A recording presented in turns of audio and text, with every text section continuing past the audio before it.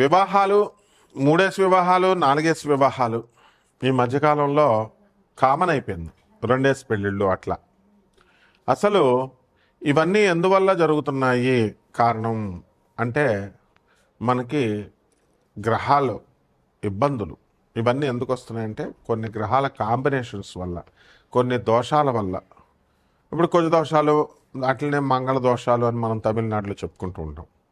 ఈ దోషాల వల్ల మనకి ఎక్కువ వివాహాలు, పునర్వివాహాలు, విధవా వివాహాలు, రాహు మనకి అర్ధాష్టమ, అష్టమ, సప్తమ స్థానాల్లో ఉండడము, ఏ శుభగ్రహ వీక్షణ లేకపోవడము, ఇలా కొన్ని క్లాజెస్ ఉంటాయి. ఈ క్లాజెస్ వల్ల ఏమవుతుందంటే ఇతరుల మాటలు నమ్మి అమ్మాయిలు మోసపోవడం, లేదా అబ్బాయిలైనా మోసపోవచ్చు. ఇది రాహు ఎంతసేపు కూడా మోసగాడనమాట. కాబట్టి సప్తమ రాహువులో మనకి ఉన్నప్పుడు ఏమవుతుందంటే విధవా సంభోగం జరుగుతుంది అన్నారు. మరి ఇవన్నీ శాస్త్రాల్లో ఊరికనే చెప్పారా అండి అని అంటే మనకి కాదు. శాస్త్రాల్లో చెప్పినటువంటివి ఎప్పుడు కూడా ఆధారాలు ఉంటాయన్నమాట. ఒక ప్రాక్టికల్గా ఒక పర్సన్ ఉన్నాడు, అతను నెల్లూరుకు చెందినటువంటి వాడు. ఏమండి సప్తమ రాహు ఉన్నాడరా, నీకు విధవా సంభోగం జరుగుతుంది అని అంటే అతను మామూలుగా అనుకున్నాడు. ఏమీ లేదండి గురువుగారు అన్నాడు. 20 సంవత్సరాల క్రితం మాట. శాస్త్రం అబద్ధం చెప్పదంటే 2 రోజులు పోయిన తర్వాత అప్పుడు కరెక్టే గురుగారు, మా ఇంటికి ఒక పని మనిషి వచ్చేది, నేను పైన ఒక దీంట్లో ఉంటున్నాను, పైన గెస్ట్ రూమ్ లాగా అక్కడ వచ్చేదనమాట, అవుట్ హౌస్లో ఉంటున్నాను అని ఏదో చెప్పుకొచ్చాడు. పెంట్ హౌస్లో ఉంటున్నాను అని చెప్పుకొచ్చాడు. సో మరి శాస్త్రం తప్పు చెప్పలేదు కదా. అలాగే పాపం ఏదో వివాహం చేస్తారు.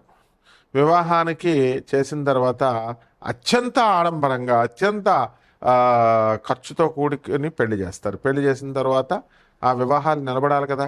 వాడు మోసగాడైతే ఇగో, అందరూ ఈ మధ్యకాలంలో ఏంటంటే వివాహాలు ఎందుకు చెడిపోయినాయి అంటే ఇగో వాళ్ళే చెడిపోయినాయి అంటున్నారు. ఇగో వాళ్ళు ఎప్పుడూ చెడిపోవండి, మోసపూరిత లక్షణాల వల్ల చేరిపోతాయి.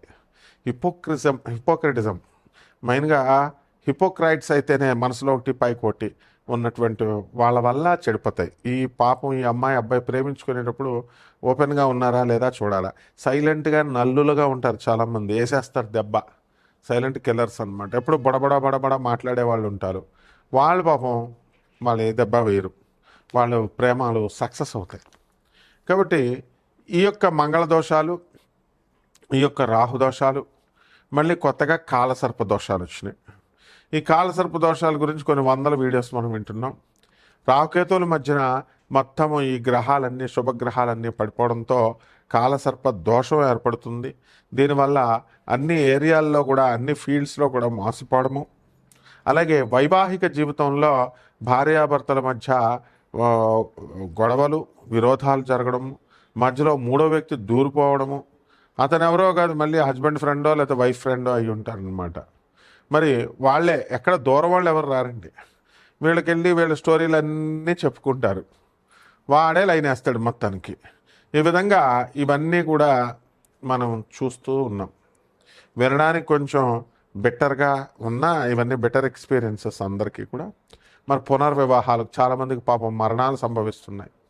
సంభవించినప్పుడు ఈ మరణాల వల్ల మరి విధవకి నువ్వు విధవైపోయావు కాబట్టి నువ్వు ఉండిపో, అలాగ మరి మ్యారేజ్ చేసుకోకూడదు అని ఇదివరకు ఉండేవి ఆంక్షలు.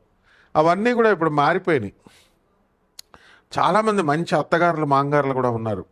తమ కొడుకు చచ్చిపోతే మా కోడల్ని కూతురుగా చూసుకొని మళ్ళీ వివాహం అనేటటువంటి దాన్ని మళ్ళీ వాళ్ళు చేస్తున్నారు. ఈ విధంగా మొదటిసారి భర్త చనిపోయాడండి, లేదా భార్య చనిపోయింది, రెండో పెళ్లి చేస్తారు. రెండో పెళ్లి చేసినప్పుడు మళ్ళీ చనిపోయాడు, లేకపోతే ఏదో డైవర్స్లు వచ్చి విడిపోయారు. మూడో పెళ్లి చేయాలా. మూడో పెళ్లి డైరెక్ట్ చేయరండి, అరటి చెట్టుని కొట్టేసి ఆ తర్వాత ఆ వివాహాన్ని చేస్తారు. ఇలా పునర్వివాహాలు ఇవన్నీ కూడా మనం ఈ దోషాల వల్ల జరుగుతూ ఉంటాయి. ఏమండి మరి వీటికి ఏమిటండి అంటే సర్పదోష నివారణం కోసం సర్ప ప్రతిష్టలు చేయిస్తూ ఉంటారు. మరి బ్యాంకులో పనిచేసేటటువంటి ఒక అమ్మాయి నా శిష్యురాలు ఉండేది. ఏమండి నాకు ఉన్నటువంటి దోషాలకి పంతులు గారిని అడిగాను, పూనకాల వాళ్ళని ఆవిడని అడిగాను, అందరూ కూడా సర్పదోషాలు ఉన్నాయన్నారు. ఆ సర్పదోషాలు మనం చేయించుకున్నాం. సర్పదోషాలు చేయించుకుంటే మనకి ఏమైందండి? సర్పదోషాలకి మరి నాకేం పని అవ్వలేదు, 3.5 లక్షలు అప్పు అయిందండి అన్నారు. ఇలా ఈ సర్పదోషాలు, ఈ సుబ్రహ్మణ్యేశ్వర స్వామి వారి యొక్క ఆరాధనలు, అర్చనలు, వీటిలన్నిటి వల్ల మనకి ఈ యొక్క పునర్వివాహాలు అనేటటువంటిది, మారు వివాహాలు, ఎక్కువ వివాహాలు, ఇలాంటివన్నీ కూడా కొంతవరకు కంట్రోల్ అవుతాయి అన్నమాట. అంటే వీటిలన్నిటికీ కారణం సుబ్రహ్మణ్యేశ్వర స్వాముల వారు. కాబట్టి మనము ఈ యొక్క వైవాహిక జీవితాల్లో వచ్చేటటువంటి సమస్యల్ని మనం ఈ గోచార రీత్యా వచ్చేటటువంటివన్నీ కూడా మనం చెప్పుకుంటున్నాం. ఇవి కామన్ ప్లాట్ఫామ్ మీద జరిగేటటువంటివి. మరి ఇవి అలా కాకుండా వ్యక్తిగత జాతకాలను అనుసరించి మనము మీ పర్సనల్ డేట్ ఆఫ్ బర్త్ని, ప్లేస్ ఆఫ్ బర్త్ని, టైమ్ ఆఫ్ బర్త్ని మనకి ఇచ్చినప్పుడు మనం ఆ వ్యక్తిగత జాతకాలను మనం పరిశీలించి మనము ఇవన్నీ కూడా నాన్ కమర్షియల్ బేసిస్తో మనము జాతకాలు చెప్పడం అనేటటువంటిది జరుగుతుంది. కాబట్టి మనందరము ఏం చేయాలండి అని అంటే, మనము ఈ ఎవరికైతే ఈ యొక్క సందేహాలు ఉన్నాయో, వ్యక్తిగత జాతకాలు బాగు చేసుకోవడం కోసం, అటువంటి వాళ్ళు మరి మన ఫోన్ నెంబర్కి, మన అమెరికా నెంబర్కి కాల్ చేయండి, లేకపోతే నా ఇండియా నెంబర్కి నాకు కాల్ చేయండి, లేకపోతే వాట్సాప్లు చేయండి. నాన్ కమర్షియల్ బేసిస్తో మేము చెప్పడం జరుగుతుంది. అంతేగాని ఊరికనే ఫోన్లు చేసినా కూడా వేస్టే. వాట్సాప్లో పెడితే గొడవ ఉండదు, ఆ తర్వాత మేము ఫాలోఅప్ చేస్తాం. వరల్డ్ నెంబర్ 1 ఆస్ట్రాలజర్ అవడం వల్ల మనల్ని ఇమిటేట్ చేస్తూ అందరూ కూడా మన ఫోన్ నెంబర్ని వాళ్ళ జ్యోతిషంకి సెంటర్లకి లింక్ చేసుకోవడాలు, మన పేరు కొడితే వేరే వాళ్ళ ఫోన్ నెంబర్లు వాళ్ళు పెట్టేసుకుంటున్నారు అనమాట. ఇలా వాళ్ళు వేరే జ్యోతిషం సెంటర్లు వచ్చేలాగా పెట్టుకోవడం, ఇలాంటివి ఏవో చేస్తున్నారు. కాబట్టి ఇది కార్పొరేట్ ఆఫీస్ మనది యుఎస్ఏ. నాసా టెక్నాలజీని ఉపయోగించి, మోడర్న్ సైన్స్ను ఉపయోగించి, నాసా రిపోర్ట్స్తో మనం పరిశీలించి, అలాగే జిపిఎస్ ట్రాకింగ్ సిస్టమ్ను ఉపయోగించి, అలాగే లైఫ్ లైన్ టైం ఫ్యాక్టర్ని ఉపయోగించి మనం మోడర్న్ సైన్స్ని, అత్యాధునికమైనటువంటి మోడర్న్ సైన్స్ని మనం అతి ప్రాచీనమైనటువంటి ఈ యొక్క ఋషులు ఇచ్చినటువంటి జ్యోతిష శాస్త్రానికి మిళితం చేస్తూ జ్యోతిష విశ్లేషణ అనేటటువంటిది చేయడం జరుగుతుంది. కాబట్టి వీటిల్లో మనం నెంబర్స్ ఎందుకు డిస్ప్లే చేస్తామండి? ఇవన్నీ కూడా నెంబర్స్ ఎవరైనా జీవితాలు పాడైపోతే వాళ్ళ జీవితాలు వాళ్ళు బాగు చేసుకోవడం కోసం మనకి కాల్ చేయమని, అపాయింట్మెంట్ తీసుకోమని, అది కూడా నాన్ కమర్షియల్ బేసిస్తో మనం చెప్తున్నాం. కాబట్టి అంతేగాని చాలామంది మనకే సలహాలు ఇవ్వాలని చెప్పి ఎవరు కూడా ఫోన్లో మనము అన్నెసరిగా టైం వేస్ట్లు నాకు చేయకూడదు. ఎవడైనా సరే రాత్రి 10:53 దాటిన తర్వాత చేసి నాకు లెక్చర్లు ఇస్తున్నాడు. తోలు తీసేస్తాను, యూజ్లెస్ ఫెలో. నువ్వేదో మిగతా పంతుల దగ్గర చెప్పినట్టుగా నాకు కనుక ఎవడైనా సరే కాల్ చేసి నాకు సలహాలు ఇవ్వాలని చెప్పినా, నాకు ఎవడైనా ఏంటి మీరు నాకు చెప్పేది ఏంట్రా? నేను ఒక ప్రొఫెసర్ని, అధర్మణ మీద పండితుడిని, చిన్నప్పటి నుంచి గురువుల దగ్గర పెరిగినటువంటి వాడిని, ఒక శాస్త్రాధ్యయనం చేసినటువంటి వాడిని. మా గురువులు వీడియో రిలీజ్ చేస్తే మా గురువులు ఏమనుకుంటారో అని భయపడుతున్నాను కాబట్టి లేకపోతే తాట తీస్తా. How dare you bloody fools, phone చేసి మాకు చెప్తారు మీరు కథలు. మళ్ళీ పంతులందరినీ బెదిరిస్తారు తాగుతూ, రాత్రి 10:53 కాల్ చేస్తూ. I will put you under bars, direct చెప్తున్నాను నేను. ఎవరైనా సరే పిచ్చి వేషాలు వేస్తే, పిచ్చి కామెంట్స్ చేసినా I will take the very severe action. మీరు ఎవరో పాపం జీవితాలు చితికిపోయిన వాళ్ళు ఉంటారు, వాళ్ళ కోసం నాన్ కమర్షియల్ బేసిస్తో మనం చేస్తున్నాం. మీ తల్లిదండ్రులకు మీరు తిండి పెట్టరు, సమాజానికి పనికి రారు, పేదవాళ్ళకి సేవ చేయరు, అనాథ పిల్లలకి డబ్బులు ఇవ్వరు, తర్వాత సన్యాసులకి రూపాయి ఇవ్వరు. ఎందుకురా మీ బతుకులు? సొల్లు కబుర్లు చెప్తూ తాగుతూ నాకు కాల్ చేస్తారా మీరు? How dare you bloody fellows. కాబట్టి మిగతా 12 రాశుల వారికి కూడా వీటి ఎఫెక్ట్ ఎలా ఉంటుంది? ఈ కుజదోషాలు, ఈ సర్పదోషాలు, ఈ పునర్వివాహాలు, ఈ యొక్క 3-4 వివాహాలు, అసలు పెళ్ళిళ్ళు కాకపోవడాలు, కొంతమందికి అసలు పెళ్లి కాని ప్రసాదంలాగే మిగిలిపోతారు. ఇవన్నీ ఎందుకు? ఇవన్నీ కూడా చూద్దాం. నా బేబీ పోయిందని చాలామంది బాధపడుతూ ఉంటారు. అబార్షన్స్, ఆడపిల్ల ఆ పెళ్ళిళ్ళు చేసుకున్న వాళ్ళు అత్తగారులు చేయించేస్తున్నారు. మగపిల్లడు పుట్టలేదని అత్తగారులు ఆడపిల్లలు పుట్టారని చేయించేస్తే తప్పు కదమ్మా. అసలు డాక్టర్లు ఓ పక్క గవర్నమెంట్ భయపెడుతుందరే మిమ్మల్ని లోన్ వేసేస్తామని, లింగ నిర్ధారణ టెస్ట్ చేయకూడదని. కాబట్టి ఇవన్నీ ఇలాంటివి ఏం చేస్తే మహాపాపాలు వస్తాయి. ఎలాగ ఈ 12 రాశుల వారికి విడివిడిగా ఏ రాశి వారికి ఎలా ఉందో మనం చెప్పుకుందాం. మకర రాశి. ఈ మకర రాశి వారికి అందరికీ కూడా మనకి అష్టమ కేతువు జరుగుతున్నాడు కాబట్టి డిప్రెషన్లో అధికంగా ఉండడానికి ఎక్కువ అవకాశాలు ఉన్నాయి.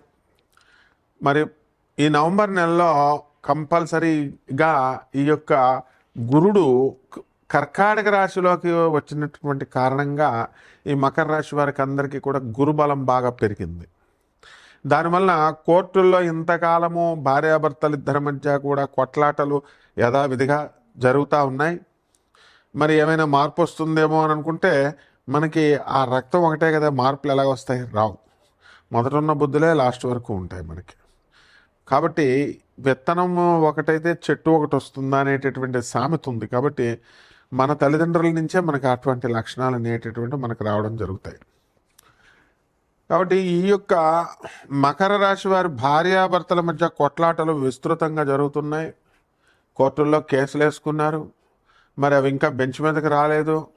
అలాగే ఆదాయాలు చూసినట్లయితే బ్రహ్మాండమైనటువంటి ఆదాయాలు మీకు పెరుగుతున్నాయి మకర రాశి వారికి. క్రమశిక్షణకు మారుపేరు మీరు. కాబట్టి ఈ మకర రాశి వారు అందరూ కూడా అధికంగా మనకి లబ్ధి పడాలి, లబ్ధి పొందాలి అనేటటువంటి ధోరణితో ప్రతి పనిలో కూడా మంచి చాకచక్యాన్ని చూపిస్తారు. ఏదైనా ఊరు వెళ్తే ఇది మన ఊరు కాదు కదా, మనకెందుకు ఇక్కడ చూడడం అనేటటువంటిది, దానికంటే కూడా ఎక్కువగా మనము ఎలాంటిది తీసుకుంటే ఈ యొక్క వ్యాపారం స్టాండర్డ్గా ఉంటుంది అనేటటువంటి ధోరణిలో వీళ్ళు ఆలోచించడం అనేటటువంటి జరుగుతాయి. ఇకపోతే మకర రాశి వారికి అందరికీ కూడా విద్యార్థులు మార్కులు బ్రహ్మాండంగా వస్తాయి గత నెల కంటే కూడా. అలాగే చదువులో కాస్త మార్పు కనబడుతుంది. అక్కడ ట్రంప్ మరి వేసాలు ఇవన్నీ కూడా నిలిపివేసినప్పటికీ కూడా ఇటువంటి అన్నీ కూడా మీకు పరిష్కారం అవుతాయి. గ్రీన్ సిటిజన్ అవసరం లేదు. స్టూడెంట్ వేషాల మీద కూడా జాబులు రావడం అనేటటువంటి జరుగుతాయి. ఇక పరిహారాల దగ్గరికి వచ్చేసరికి కేతు అస్సలు బాగుండలేదు. మీకు డిప్రెషన్ క్యాండిడేట్స్ ఎక్కువ తగులుతారు. మీరు వాళ్ళ డిప్రెషన్ అంతా మీకు చెప్పి మీకు ఎక్కిచ్చేసి వాళ్ళు సైలెంట్కి వెళ్ళిపోతారు. కాబట్టి ఇక్కడ మీరు ఆత్మహత్య చేసుకునేటటువంటి ఆలోచనలు ప్రేరేపిస్తూ ఉంటాయి మీకు. ఎందుకు ఈ జీవితం ఇదంతా వేస్ట్ ఏమో అట్లాగా, అలా ఆత్మహత్య మహాపాపం, అట్లాంటివి చేసుకోకూడదు. కాబట్టి జాగ్రత్తగా కేతువుని డామినేట్ చేయండి. మరి ఆ విధంగా ఈ యొక్క కేతుగ్రహ శాంతి అర్థం ఏం చేయాలండి అంటే ఈ యొక్క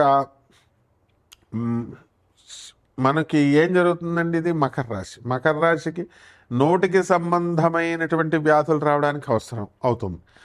నోటికి సంబంధించినటువంటి దుర్వ్యసనాలు రావడానికి అవకాశం ఉంటుంది. సోదరుల డెవలప్మెంట్ బాగుంటుంది. అయితే అష్టమ కేతు కాబట్టి కేతు జపం చేయండి, కేతు స్తోత్రాలు చదవండి. కేతు కిలోంపావు నల్ల నువ్వుల్ని నల్లని వస్త్రాన్నిచ్చి పేద బ్రాహ్మణులకి శనివారం నాడు ఉదయం 8 గంటలకి దానం చేసుకోండి. అలాగే దశమహావిద్యల్లో ఒకటైనటువంటి మహాకాళి అమ్మవారి యొక్క హోమాన్ని మీ ఇళ్లలో జరిపించుకోవడం ద్వారా అద్భుతంగా ఉంటుంది. శుభమస్తు.